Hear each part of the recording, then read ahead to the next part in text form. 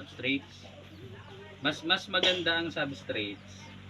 Ano ba kaya yan saging? Mas maganda yan. Tad-tad lang ng itak. Kasi pagka shinredder mo siya, wala silang tataguan. Yun ang maganda. Doon sa farm, may shredder din kami. Kaso nga lang, hindi namin masyadong ginagamit. Bukod sa walang tatrabahuin yung mga tao.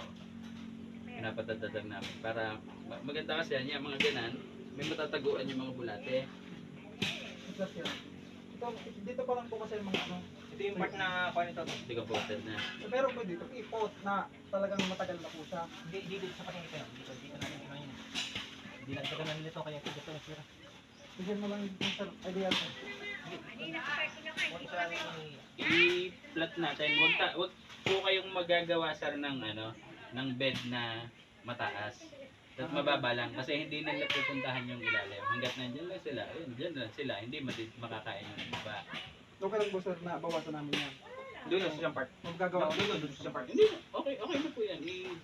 Pwede ibaba na po natin. Sige, kami lang po na. Sanay tayo dyan. Ilang kilo yun? 10 po. Hindi, Bale. dini. Dito lang po sir. Hindi dito. Ha? Ari, kuwan. Kasi pag yung 10 kilos, hindi, kalahati lang dito muna dapat. Hmm. Dito Tsaka natin. kakalat naman sila dyan. Oo, kasi kapag naubos dito, saka dito yung, Lilipat. kaya dito muna tayo sa part. Ari ang ating, yan, yan ikalat mo, ari itatas ko din. Dito mo lang. Yan yan. Ano ka po sir, ipoplat pa talaga ito, ilalagyan dito. Baba lang natin. Unang nag-start ako ng vermiculture, correct din ng baboy. Ang ginawa ko, babae. Tayong aking, Dito naman, nilagyan ko ng, pero yung half lang. Mainit siya sir, oh. Ha? Mainit. Ang alin mo yan. Ito. hindi, okay lang yan. Okay lang yan, saging yan. Dahil yan, malamig talaga yan. Ano lang yan, naluom lang gawa sa panahon. Pero ang gagawin ko doon sa, ano pre, pag nakakuha natin yun, Kaya sir, okay. yung, magkabukod yung, matigit ako sa yung, itong, saha, ating kukunin. Yan sir, okay na po yan. Okay na yan. Ilalagyan ko Ang wag na wag nyo lang lalagyan, yung iba, yung bualaw. Oo. Wag na wag yun. Saka yung pusot. Mamamatay ang ano, mamatay ang bulate. Matalas kasi ang ano, bualaw. Wala palang kukunin ito sa akin. May bulati po yan sa lalim. Posting po tayo. Yun na po yung bulati niya.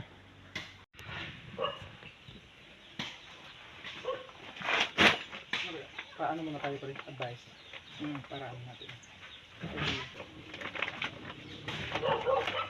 Yung mass produce, ako kasi pagka nagamit ako Madre Cacao, dumidepende lang ako sa ano, pangangailangan ng customer. Kung anong, Pero katawan ng saging, ayos na yan. Oo, masinan dyan lang yun eh. Sige sir, magandang idea. Baka tayo ay magkaroon ng Kasi Madre Cacao, high in nitrogen yan. Very good yan. Usually yan, mga nagagamit ng customer. Hindi lang, may Madre Cacao. Madre Cacao. So, talagang pinag-import mo talaga sir ang ano no. Actually wala pa po kaming ano, style bomb. Ano. Oh, para ma-feel mo ang bulate. Yun sir. Ikaw ang umano. Ilalagay na po dito sir ano. Lagyan mo na. Ayun. So, ito po yung pakiramdam sa paa. Ay, sa kamay. bulate.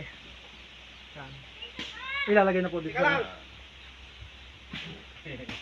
Ano? Ito si Kuya Joseph. Ilalagay natin, di ba? Sige sir, lagay nyo. Oh, gusto mo pel? Oh, ito pa, tigis. Blessing. Ayaw ko sir. Blessing. Go pre. Sir. Dati nga, binibilang namin to eh. Kala ko muna laki yan. Oh. Malalaki siya, So ito pero kalat lang po dito sir. ayan, yung aking hinarvest na yan, hindi talaga adult. Kasi pagka malalaki na ang kinuha ko, baka nangitlog na sa akin yun. Eh, sayang. Sarap. Huhu. So bahala na po silang umilalim ano. Oo, kung saan na silang ilalim dyan. Hanggang saan po sir ang lagay ko? Sige ha, kalat Sa ibabaw lang yan. Sa ibabaw lang. Saka Kuwi TV sir. Sige kaya. Hindi yan? Yan ang pa natin. Dapat natin kukunin yung size. Ano sir ang kalaban po dito? Ang kalaban Manok. yan, manok. Kailangan may tayo Yan, dito dapat nakalagay na kon. unang-una manok. Tapos palaka, pero nag-ano yan, nasa na ilalim yan eh. Mga linta, yan. Wala naman po wala naman linta dito. Wala namang ano. Anay. Meron po. Hindi masyado ko pigpinto eh. So, Manok. ito sir, Ano, hilaw to eh. Ha? Hindi, sa Okay, kanan dito yan. na. Pag na-decompose siya, pupuntahan pa rin nila yan. So, dito na muna, tambak sila. O kahit sa mo ilagay yan dyan. Ang tawag doon ay migration. Migration. Pero mas maganda, mag-migration kayo dito sa kabila. Ma-decompose na lahat yan. Pag naging vermigas na yan, sa akin maglagay ng sariwa dito. Sa kabila. O pwedeng naka-ready na. Huwag muna, kasi magkakalat ang bulati mo. Magkakalat-kalat sila. Saka na mag-migration. Sa ganito po sir, ilang estimate mo po ang produce nito? Ang- Tapos mga ilang buwan po to? Ako kasi nagbe-base ako sa sa manure na inilalagay. Nabibilang ko sa tayo ng kalabaw o baka na inilalagay. Itong sa dala mo, Usually yan, ilang kilo lang yan, pagka yung ganang kaliit lang. Pero may mga substrates ka naman eh. Opo. marami dito. Oo. Ang Kompleto ano po. lang talaga dyan, pagka ganan ng substrates mo, ang tagal ma-decompose na. Kaya kami tinatagtad namin yung Pero kung hindi naman kayo nagmamadali, Hindi naman po. napakadami na. Kailangan lang po namin mga 1996. 500 sa 1996. monthly. Oh. Saan nyo isusupply? Kami nang gagamit. Kayo gagamit. Kaya Mas makakatipid kayo doon. Pero Yung- kung meron kayong kailangan ng 500 sa bebenta, Ikaw. tayo, madami tayo. yaw. Tama sir. Yung pag yung Pero may kaka-order nga lang sa 200 naman sa na. Nakaraan. Kaya ko pati mag-produce ng on the spot. Kukupit sir. Meron. Magkano ang sa bimig mo? Kaso nga lang, mataas ang ano sa akin, naangkat ko rin lang. Magkano po? 150 ang bentahan sa akin. Pick up o deliver? Pick up. Pero kung ako sa inyo, ponduhan nyo, shredder. Dito pala, Opo. dito sa koprahan yung pala. talagang ko namin yan. Ano po slider? Shredder na ng Bunot. giling. Yung bunot po. Oh, Mm. yun na nga pong Ang kunin nyo, yung 12 horsepower. Bumili kasi kami dati, 7 horsepower. Ang hirap, hinihila pa. Magkano ang kwan nyo nung 12? Yung kwan? Yung 12, Ah. 135. Pero ang maganda nun, dalawa naman yung puproduce mo, Coco Pit, tsaka Coco Fiber. Tapos papabrigate din kayo nung naikot para salang-sala yung fiber, wala nang Coco Pit. Yung nandoon. So, ito sir, maganda kayang negosyo to. Ay! So, kung ako tatanungin mo, ako computer engineer, Ay, engineer na Pinagpalit ko. Engineer na yan. pinagpalit ko ang IT profession ko dito sa vermiculture. 5 years na ako nagaganan. Dito lang, isa. Ganon din po siya eh. Manager ako ng card bank eh. Oo. Ako'y maglulupa. Mas masarap yung ganan. ako naman ho, ilihit mo maglulupa kasi Gusto niyo maiba naman. wala akong kaunti pa ang kaalaman. Madali lang yan. So, kami sir, pag ano, kailangan ko ng... Hindi magpakaliman. So, Hindi magpakaliman. Kung ayaw pa rin. Kulang talaga yan. Kaya baka one day, pumunta kami sa inyo. Kasi pag yung... Kasi plano namin magpunta eh, itong week na to or ano. Kasi Pag nasimbolo kukuha yun sa kami akin doon, yung aking pigpen. Kukupit sir, may nasa lumban yata ang kukupit ano. Nasa bae ko kupit namin. Malayo eh. Malayo. Sa Victoria. Lampas pa. Lampas pa ng Victoria ni sir. May mga ano kasi ko, dati, nag-straight up, ganun lang ang ginagawa ko, vermiculturing, vermicast, production. Na exhaust ako kasi sobrang taas ang demand, hindi ko ma-meet. I-orderan ka na 500 kada linggo, 600 kada linggo, hindi ko mabigay. Ang ginawa ko, nagturo ako sa mga, kagaya nyo. Nagturo ako. Tapos, inoferan ko sila na, o sige, bilhin ko yung product ng hindi na ako mahihirapan. Binabagsak na nila doon. Di ba, pre? Ano? Parehas, anong natin, goal niya. Goal natin. Hindi daw yan nakalapos sa kanyang pagkain. Basta na may pagkain po dyan, di yan naalis. Pero kung para sigurado, lagyan nyo kahit kahoy man lang. Ayun, may butas doon eh. Hindi naman po, hindi mauubos yan. Hindi Kahit yan naalis. kahit engineer sa loob. Magpinagpalit lang dito ang tumawi. Yan ang full time. Pero nagsusupply ako sa DA, malalaki na. DA sa UP Los Baños. UP Los Baños. Sila nagsusupply sa Diliman. Ay nga po, Papasok kailangan naman ng po net. yan. Papasok naman yan. Net. So, hindi Kailangan po natin siya ng tabunan. yan. Ha? Hindi po siya tabunan. Busog pa yan, tinan mo, paubos na. Ubus na nga, wala na nga agad eh. Tapos diligan nyo, lagi nyo diligan para Anong delete po nito sir? Araw-araw? Ano? kahit every 3 days. Kahit isang happy lang ganyan. Mas maganda, madami. Mababasa talaga siya. Kasi kailangan Lagadera. sa vermiculturing, kung gusto mo magparami ng bulate, at least 80% moisture ka.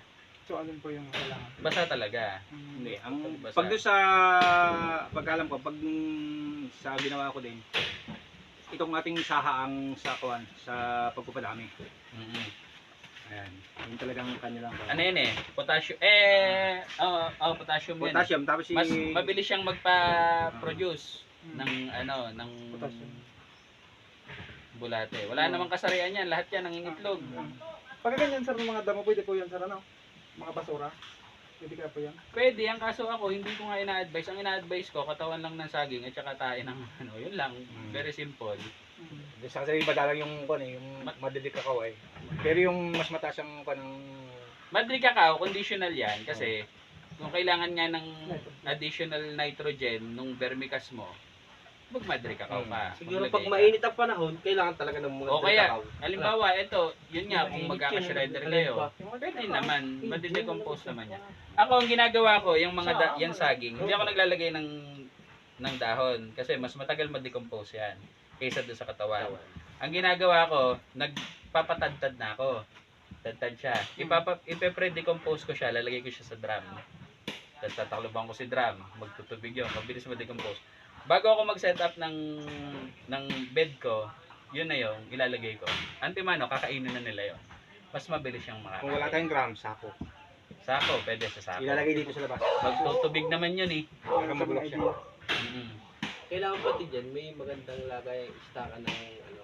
Tapos, sa finished product, Wala nang problema doon sa finished product, ano ba yan, harvest ka na. Ang gawin nyo na lang, scraping na lang kayo. Makita kayo, makita nyo, Harvest mapapantay na yan. Yung ibabaw lang kunin nyo. Yung purong vermicast, tambak nyo sa kabila. Pag tambak nyo sa kabila, ilang araw lang meron na uli yun. Kuha uli kayo. O pagka nakita nyo manipis na yung bed nyo, saka nyo isa. Kakaunti yung kanyang kakao. Nadagdag, may ano pa po Mas yan? maganda, kung ako sa inyo, mas maganda, tain ng hayop. Kabayo, kalabaw, baka, kambing. Yun po ang ano. Mas maganda yon. Kasi, Kasi dumaan eh. makikita mo na yung ano mo dun eh. Inputs na. Oo. Doon ka nagko-compute sir? Oo, doon ako nagbe-base. Sa dalawang sakong tae, tapos ng kalabaw o baka, tapos yung sa saging, basta sa isang bed ko, alam ko na kung ilan yung possible Compute na. harvest ko Kasi doon sa sa bed. may tusak ka na kagad. Antimano na yun eh. Hindi ano. Papakita ko sa inyo. Nakita mo ba yung mga Sir, setup sir, ko? pa-spad po ako. Ah, Parang sige. pag kasi yung isang kuwan na namin, yung sa akin dun, yung pigping ko dun. So pagpunta mo dito sir, hindi sayang sir kasi nakikipag-tandem ka rin sir. So kami kasi ay isang active association na all. Tignan mo, bed ko sa sa farm. Ayan, ganun lang, manipis lang. So practice lang oh. Very simple lang. Ayan lang. Open field. Open field siya. Hindi, ayaw ko kasi nung yung iba kasi masyadong by the book. Ako by experience. Kahit walang bubong yan, basta makuberan mo yan. Gagana yan. Ayan. Direct sunlight. Mas maganda. Ang Kasi ganda ng produce. Oh. kasi pag umulan, mas Ulan, maganda rin. sambot yung ulan. Kaya magandang ano yan. Pag po kasi doon sa pahay. Active ng kukun. Ito yung kukun. Ang kukun, ang laman ng isang kukun, possible yan, 4 na piraso hanggang 7 piraso. Parang kuwan Parang ano yan, sir? plastic Itlog? bilog na kuwan. Oblong, medyo oblong na may tusok yung dulo. Hirap na makahanap. So at least nagkaroon kami ng idea sir na kung anong mga dapat. So Kasi ibig sabihin yun, ano ibig sabihin yun sir? Ano pong ibig sabihin? Ayun, Yung egg. dapat yon Egg yun. bago kayo mag-harvest, may makita kayong kukun na alam niyo wala ng laman. Pag pinisan niyo wala ng puti o wala ng bulating na labas. Kasi pag meron pa yon, masasayang lang yung haharbisin nyo. Yung mga kukun, madadala. Nandun sa multiply ng kuwan Oo. yun. Tandaan nyo, kaya nauubos yung bulate. Kaya yung, ba't hindi nadami? Hinaharvest nyo, dala yung kukun eh. Hindi sila Yung makapagpadami. eggshell nila. Oo. Tingnan niyo kung may laman o wala. Pagka wala ng laman, saka kayo mag-harvest. Pagka may laman pa, huwag niyo muna harvestin. Eggshell. So good advice sir at kami talaga ay nagbibigay din ng mga idea sa kanina talaga. Titraining din kami sir about farming. Binibigyan namin ng idea. Kami magsusupply. Kaya kahit nag-produce kami dito, kailangan pa rin yung Supplier. supplier. Pero pag ang kailangan ko doon, net. Pampatong sa ibabaw. Ah, Ang dami manok na kapitbahay, baka yung mababaril. Hindi mo naman pipigil. So ganito sir, didiligan pa po to? O Oo, bukas na? didiligin yan. diligan, pwede yung diligan ngayon yan. Kaya naman, sabi nyo, basang-basa naman yan, may saging na yan eh. Hindi pa enough yan. Kasi, syempre, tao nga kailangan maligo pag mainit eh. Ganon din dyan. Minsan din, nagiging hindi rin sila komportable. Yan, yung isa adult, yung malaki yan. Hindi pa po, mga juvenile pa po ito. Juvenile. Lahat po ito. Papasukin to ng langgam. Ito, Hindi din Hindi naman threat ang langgam. May mga patay, kumbaga no? Hindi ko yan. Ang kailangan natin madilig lagi. pag Ang nakita, po natin, net, gawa ng manok. Manok. Tuwa ang Sa- manok sa manok ako dito. ano yan? Dito tayo kabado sa manok. Ito, ayun nga, kaya nga sinabi ko sa inyo, kaya ang binigay ko sa inyo maliliit. Pagka malaki binigay ko, hindi ko alam kung nang itlog na sa akin, edi sayang yung iitlog pa sa inyo. Yung gamit niya na ano, na substrates, yung ano, may mycorrhiza. Mga bulok-bulok na ano talaga, na dahon-dahon. Hindi siya nagamit ng animal manure. Pero same din ang ano, output.